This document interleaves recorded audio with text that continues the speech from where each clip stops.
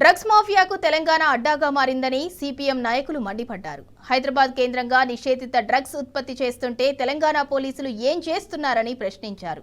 Drugs రహిత తెలంగాణ చేస్తామన్న CM Revanth Reddy మాటలు కోటలు దాటుతుంటే చేతలు గడప దాటడం లేదని ఫైర్ అయ్యారు. రాష్ట్రంలో డ్రగ్స్ మాఫియాను అరికట్టే విధంగా చర్యలు తీసుకోవాలంటున్న సిపిఎం నాయకులతో మా ప్రతినిధి రంజిత్ ఫేస్ టు ఫేస్. వ్యాప్తంగా డ్రగ్స్ సరఫరా చేస్తున్నటువంటి మూటాని మహారాష్ట్ర పోలీసులు అరెస్టు చేశారు. మెఫ్రిడిన్ని దాదాపు కోట్ల రూపాయలకు సంబంధించినటువంటి మెఫ్రిడిన్ని హైదరాబాద్ అడ్డాగా తయారు చేస్తున్నారని చెప్పేసి ఫాతిమా మరాత్ అనే మహిళను అరెస్టు చేయగా డొంక కదిలింది. దాన్ని చూస్తే హైదరాబాద్లోని దాదాపు కోట్ల రూపాయల రసాయనాలు దానితో పాటుగా వచ్చేసి డ్రగ్స్ అనేది కూడా స్వాధీనం చేసుకోవడానికి కూడా మహారాష్ట్ర పోలీసులు వచ్చారు. కానీ చెర్లపల్లి పారిశ్రామిక వాడాల్లో ఇక్కడ కేంద్రంగా చేస్తున్నటువంటి డ్రగ్స్ మాఫియా అనేది ఏ విధంగా చేస్తున్నారని స్థానికంగా ఉన్నటువంటి నేతలందరూ కూడా ధర్నా చేస్తున్న పరిస్థితి. మనతో పాటుగా సిపిఎం నేతలు ఉన్నారు. అన్న చెప్పండి, గతంలో నోటీసులను అంటారు 2 సంవత్సరాల కానుంచి ఇక్కడ నుంచి దేశ విదేశాలకు కూడా డ్రగ్స్ ట్రాన్స్పోర్ట్ అవుతుంది, దానిపైన మీరేమనుకుంటున్నారు? ఇది మనము చూసే సభ్య సమాజము అసహించుకునేటువంటి పరిస్థితి కనపడతా ఉన్నది. ఎందుకంటే మేము కేంద్ర ఇంటెలిజెన్సీ సంస్థలు కానీ రాష్ట్ర ఇంటెలిజెన్సీ సంస్థలు కానీ చాలా పడకబందీగా పనిచేస్తున్నాయని చెప్తున్నటువంటి పరిస్థితి ఉన్నటువంటి ఈ తరుణంలో 12,000 కోట్ల రూపాయలు భారతదేశంలోనూ అతి పెద్ద మాదక ద్రవ్యాలకు సంబంధించినటువంటి ఈ కేసు ఇక్కడ వెలుగు చూడడం అనేటువంటిది మనం చూస్తూ ఉన్నాము. కాబట్టి చేసి ప్రభుత్వం చెప్తున్నటువంటి మాటలకి ఆచరిస్తున్నటువంటి విధానానికి చాలా వ్యత్యాసంగా కనపడుతుంది అనేటువంటి మనకు అర్థమవుతున్నది. కాబట్టి ఇప్పటికైనా సరే ఈ డ్రగ్ మాఫియాను అరికట్టాలంటే పైనుంచే చర్యలు తీసుకోవాలి. మాటలలో కాకుండా చేతులలో చేసేటువంటి దానికోసం చర్యలు తీసుకోవాలి. ఆ విధమైనటువంటి పద్ధతుల్లో చట్టాలను కఠినంగా మార్చాల్సినటువంటి అవసరం ఉంటుంది అని చెప్పేసి మేము తెలియజేస్తా ఉన్నాము. ఎందుకంటే ఇప్పుడు ఇవి ఫార్మాస్యూటికల్స్ లేదంటే ఫార్మాలకు సంబంధించినటువంటి అంశాల కింద వస్తాయి. ఫ్యాక్టరీ ఆఫ్ ఇన్స్పెక్టర్కి సంబంధించి, లేబర్ శాఖకు సంబంధించి, లేదంటే డ్రగ్ డిపార్ట్మెంట్కి సంబంధించినటువంటి వాళ్ళకు సంబంధించినటువంటి అధీనంలో ఇవి వస్తాయి.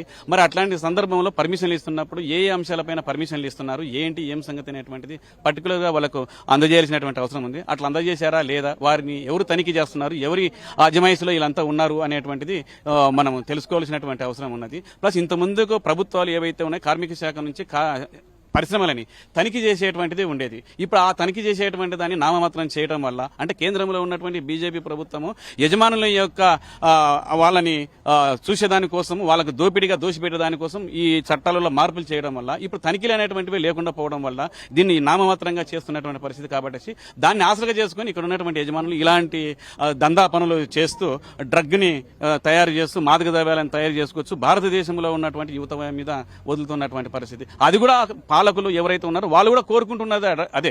ఎందుకంటే వాళ్ళు అనుసరిస్తున్నటువంటి విధానాలు ఏవైతే ఉన్నాయో వాటిపైన ప్రజలు తిరగబడకుండా ఉండేదానికోసం. ఎందుకంటే నిరుద్యోగ సమస్య ఎక్కువ పెరిగిపోతున్నది. వీటన్నిటిని ప్రశ్నిస్తారు కాబట్టి వీళ్ళని ఆ విధమైనటువంటి పద్ధతిలో మతుకు బానిసలను చేస్తే మమ్మల్ని ఎవరు ప్రశ్నించేటువంటి వాళ్ళు లేరు కదా అనే పద్ధతుల్లో కూడా ప్రభుత్వాలు ఆలోచిస్తున్నాయేమని చెప్పేసి ఈ డ్రగ్గు ఇంత వ్యవహారం బయటపడిన తర్వాత మాకు అర్థమవుతుందని చెప్పి మేము తెలియజేస్తా ఉన్నాం.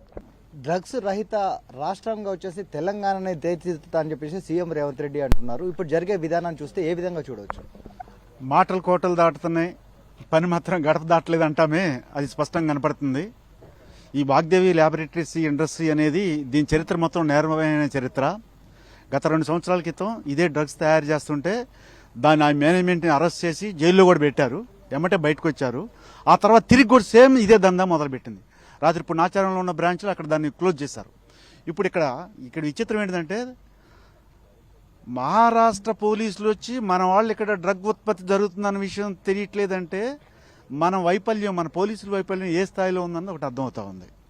కాబట్టి రేవంత్ రెడ్డి చేస్తున్నటువంటి ప్రచారం, పబ్లిసిటీ ఏదైతే ఉందో, డ్రగ్ మీద చేస్తున్న ఫైటింగ్ ఏదవుతుందో అది వాస్తవం రూపు దాల్చట్లేదు. ఇప్పటికైనా రాష్ట్ర ప్రభుత్వం కళ్ళు తెరిచి మహారాష్ట్ర వాళ్ళు వచ్చి మన కళ్ళు తెరిపించాల్సిన దౌర్భాగ్య పరిస్థితి మనకు అక్కర్లేదు.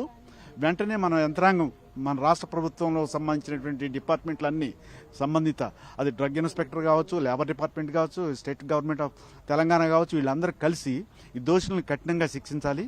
మన రాష్ట్రం ఇట్లా డ్రగ్ మాఫియాకి ఒక కేంద్రంగా మారే పరిస్థితి ఉండడానికి మనం సిగ్గుపడాలా? రేవంత్ రెడ్డి ప్రభుత్వం కూడా వైఫల్యం చెందినట్లు మనకు అర్థమవుతా ఉంది.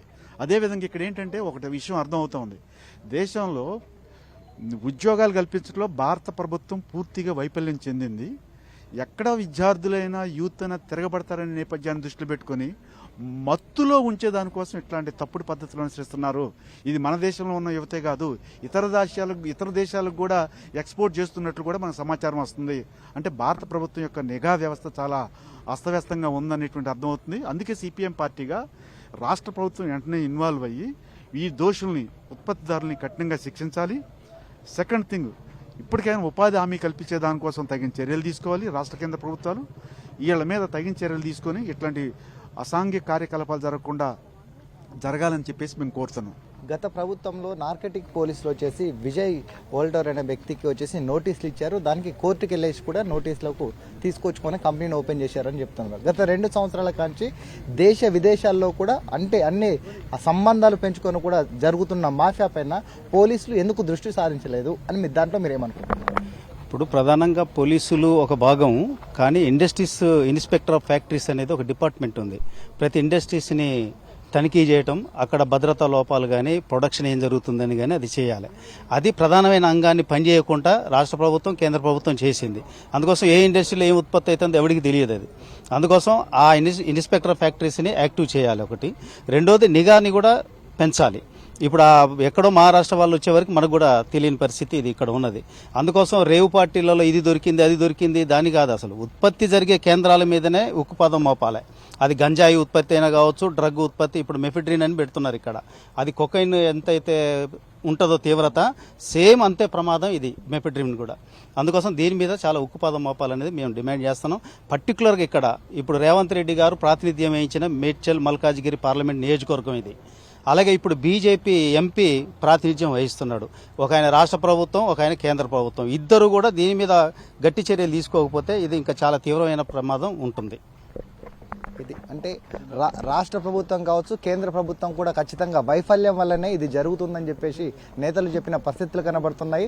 గత కొన్నాళ్ళుగా ఇక్కడ జరుగుతుంటే పోలీసులు అనేది దీనివైపు ఎందుకు వెరిఫికేషన్ చేయలేకపోయారు. దాంతో పాటుగా పారిశ్రామిక వాడపైన కూడా దీనికి సంబంధించిన ఏదైతే కెమికల్ ఫ్యాక్టరీకి సంబంధించిన ఇండస్ట్రీ ఏదైతే ఉందో వాళ్ళు ఇది చేసి ఎందుకు దర్యాప్తు చేయలేకపోయారని కూడా ప్రశ్నిస్తున్నారు. గతంలో చూసుకున్నట్లయితే సిగాచి కంపెనీలో కూడా ఇలాంటి దర్యాప్తులు చేయకపోవడమే ఆ లోపాల వల్లనే చాలా మంది బలైపోయారు.